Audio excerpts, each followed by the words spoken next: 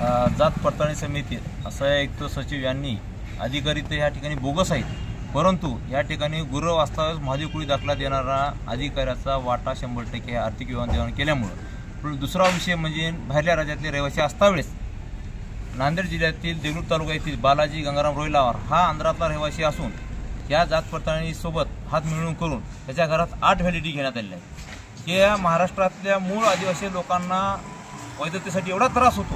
काही जणांच्या नोकऱ्या गमावलेल्या आहेत, काही जणांचे ॲडमिशन गमावले आहेत. फक्त ह्याचे दोषी तिथे साहेब किटके साहेब फटके साहेब व जात पडताळणी समिती आहे, ह्याच्यावर लवकरात लवकर निलंबित करून कारवाई करण्यात ही आमची विनंती आहे. काय पाठपुरावा केला होता? मी 6 महिन्यापासून पाठपुरावा करत आहे.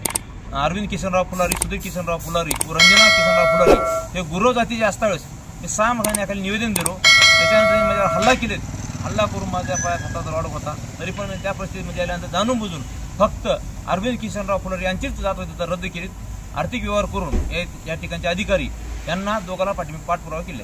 फुलारी जे लोक आहेत त्यांचे भाऊ बहिणीचं यांच्या बाबतीत काय भूमिका आहे लोकांची? अजून टाळटाळीचंच उत्तर देत आहेत, कारण हे आर्थिक देवाणघेवाण केल्यामुळं जाणून बुजून त्याला पट्टी मागी घालण्याचं काम करत आहे. आर्थिक देवाणघेवाण हो आमचं म्हणणं आहे.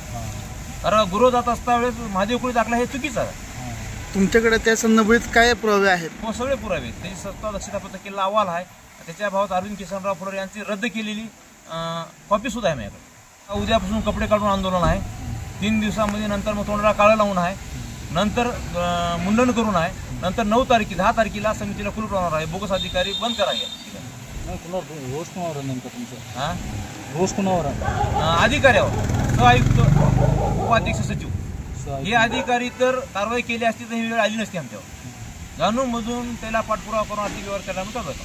समितीच्या माध्यमातून बोगस प्रमाणपत्र वाटप चालू होतं. 100% हेच नाही, चौकशी जर झाली ह्याला माहिती मागली ते माहिती सुद्धा देण्यास टाळाटाळ करत आहेत. कारण का बोगस प्रकरण उघड येतात म्हणून जाणून बजून त्रास देऊ आहेत लोकांना.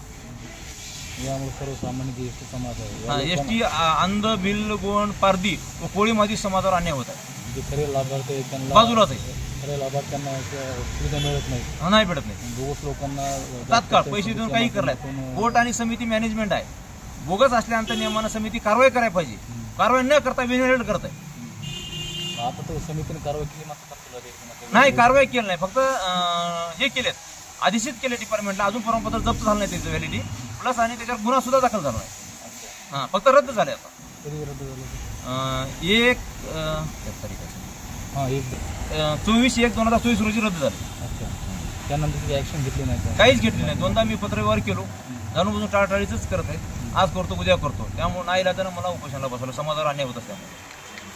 आपलं नाव? माझं नाव हनुमंत नांगदराव मामिरवाड, ठाणेकर, संस्थापक अध्यक्ष आझाद आदिवासी कोळी महादेव समाज संघटना व आलुतेदार प्रदेश उपाध्यक्ष.